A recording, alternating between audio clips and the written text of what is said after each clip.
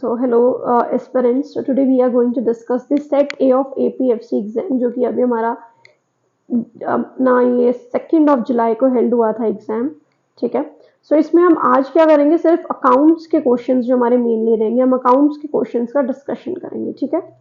तो पहला क्या है, the insurance claim received on account of machinery damage completely by fire is a capital receipt. हम इसे कैपिटल रिसिप्ट क्यों बोल रहे हैं? क्योंकि जो एक मशीनरी है वो क्या है, हमारा कैपिटल है।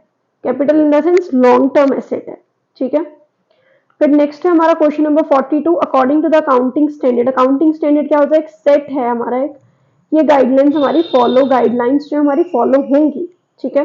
Which of the following are the fundamental accounting assumption. So let me tell you, जो हमारे अकाउंटिंग अजम्पशंस हैं, एक आते हैं हमारे प्रिंसिपल्स और दूसरा क्या आता है हमारा, प्रिंसिपल्स हो गए, अजम्पशंस हो गए। ठीक है। फिर आते हैं हमारे कुछ कन्वेंशंस। ठीक है। तो इसमें जो हमारा अजम्पशन है इनमें से वो क्या है, गोइंग कंसर्न, कंसिस्टेंसी और अक्यूरेंस। ठीक है। उसके बाद क्वेश्चन नंबर 43 है, which of the following errors is not detected by trial balance.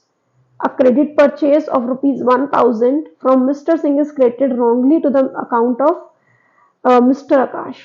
ठीक है। This will basically, इसमें क्या है, नॉट कि ऐसा कौन सा एरर है जो हमारे ट्रायल बैलेंस में हम डिटेक्ट नहीं कर पाएंगे। ठीक है।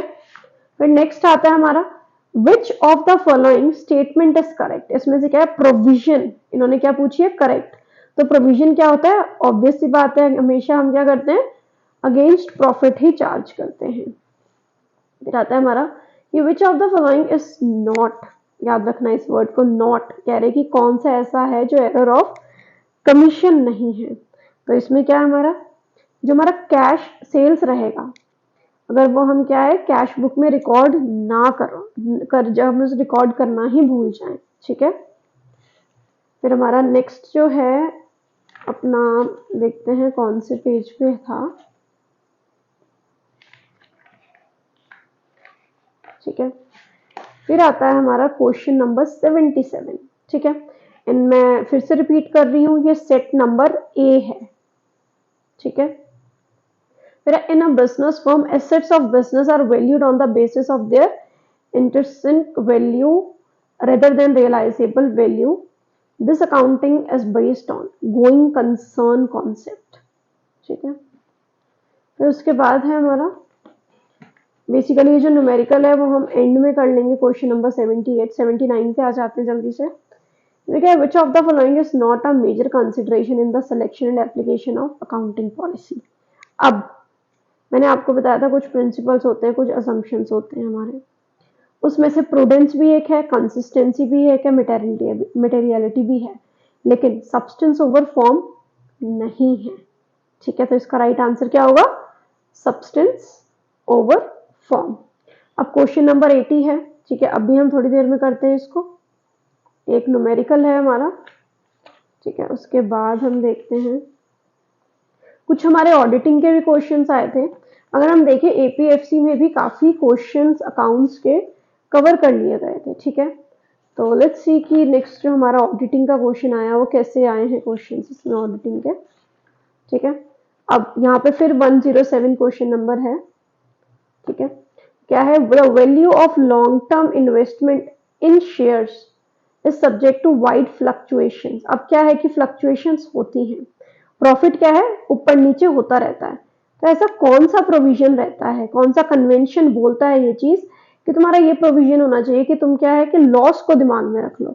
तो कंजर्वेटिज्म क्या कहता है आपका कॉन्सेप्ट, ये हमें कहता है कन्वेंशन कि तुम लॉस को तो अकाउंट में ले लो कि हाँ भाई इतना अगर हमारा 10,000 का नुकसान इन केस फ्यूचर में हो सकता है, लेकिन प्रॉफिट को कभी अकाउंट में मत लो।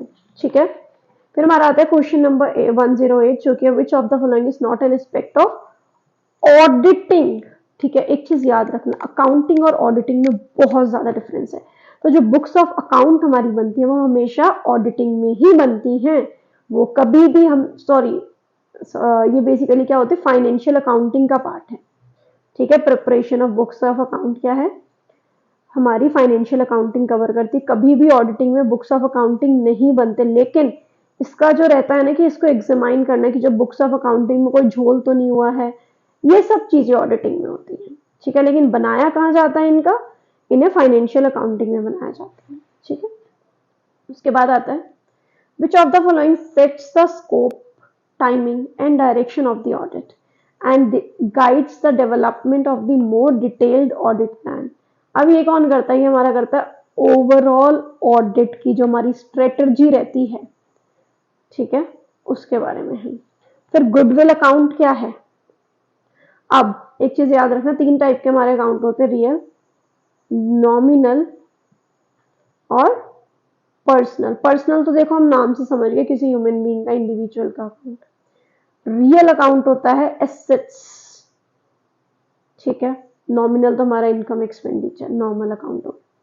Real account. अब गुडविल क्या है तो एसेट ही ना, ऑल्दो इट्स इंटेंजिबल, लेकिन आता किसके अंडर है? एसेट के अंदर आता है, तो ये क्या हो गया? Goodwill is a real account. फिर है the principle of subrogation in insurance allow, क्या करता है? इंडेमनिफिकेशन ऑफ द इंश्योर्ड, ठीक है। अब लेट्स सी कुछ और है अकाउंट से related. I guess almost we have covered everything. So मैं अब आपको क्विकली न्यूमेरिकल्स का बता देती हूँ कि जो हमारे न्यूमेरिकल्स 2 ही आए थे, और अगर आप लोग एक चीज देखेंगे, एपीएफसी में भी वही न्यूमेरिकल आए हैं और ईओ में भी, बस डिजिट्स को चेंज कर दिया गया था, ठीक है। Let me quickly come to the numerical part. Question number 80 देखें तो यहाँ पे क्या बोला इन्होंने, हमें एक टेबल दे दिया है, इन्वेंट्री दे रखी है। Which of the following is the value of inventory on क्या 31 जनवरी अंडर लीफो। अब मैं आपको बता दूं लीफो क्या रहता है। हमारा लीफो होता है कि कोई भी आर्टिकल जो लास्ट में आया है और पहले हमने उसे सेल कर दिया, ठीक है। अब इसका क्विकली एक छोटा सा टेबल मैं आपको यहाँ पे बनवा दूंगी, ठीक है। इसका अगर हम जल्दी से अगर हम बनाएं तो ये हमारे अमाउंट आ जाएगा यहाँ पे, ठीक है। Just give me a quick second. अब जनवरी 1 की एंट्री क्या है? इन्वेंट्री इन हैंड है 2 की, 200 इंटू 7 कर देंगे, हमारी कितनी है? 1400 की इन्वेंट्री हमारे पास ऑलरेडी है। फिर उसके बाद क्या है? 6 जनवरी को इशूड फॉर सेल। सेल कितने की हुई? 100 की, तो 100 इंटू 7 700, इसमें से लेस कर देना, ठीक है। सेल हो गई हमारी। फिर इन्होंने परचेज कर लिया 1100 का, 1100 इंटू 8 कर दो अगर, 8800, ठीक है। और उसके बाद इन्होंने बोला है कि 9 तारीख को 200 रुपए की सेल हुई है, जो कि होगी 200 इंटू 8 से, अब ठीक है, क्योंकि लास्ट है। 2 इंटू 8 1600, ठीक है। फिर लास्ट में इन्होंने परचेज करी है 300 की, ठीक है। 300 इंटू 9 अगर हम मल्टीप्लाई करें, जो कि जाता है हमारा 2700। अब अगर हम इसका टोटल करें और इसका करें, इसका क्या रहेगा हमारा? 16 प्लस 7 इज नियर बाय, देख लेते हैं, जो कि रहेगा हमारा 2300 का, ठीक है।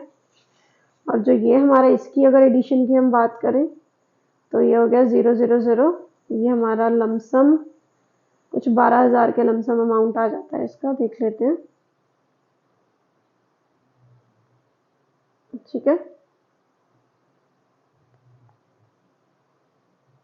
ठीक है। तो अगर हम इसका एडिशन करें तो ये हमारा लमसम अमाउंट बैठता है 12,900, ठीक है।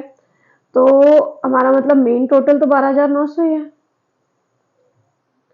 अगर हमारा बैलेंसिंग फिगर देखें तो क्या बैठ रहा है? हमारा बैलेंसिंग फिगर बैठ जाएगा हमारा लमसम 10,600, जो कि है ऑप्शन नंबर सी, ठीक है। और जो फर्स्ट पेपर की अगर ईओ की बात करूं मैं, तो ईओ में क्या आया था? ईओ में हमारा जो मेनली कवर करा था उन्होंने फीफो करा था, इसमें इन्होंने लीफो कर दिया, उसमें फीफो था, फर्स्ट इन फर्स्ट आउट, ठीक है। So basically this was all about the accountancy examination, जो हमारा कवर अप पार्ट हुआ था, इन्होंने हमारा करा था एपीएफसी ईपीएफओ में, बेसिकली एपीएफसी एग्जाम में। और नेक्स्ट टाइम हम लोग ईओ के पेपर के कर लेंगे, ठीक है।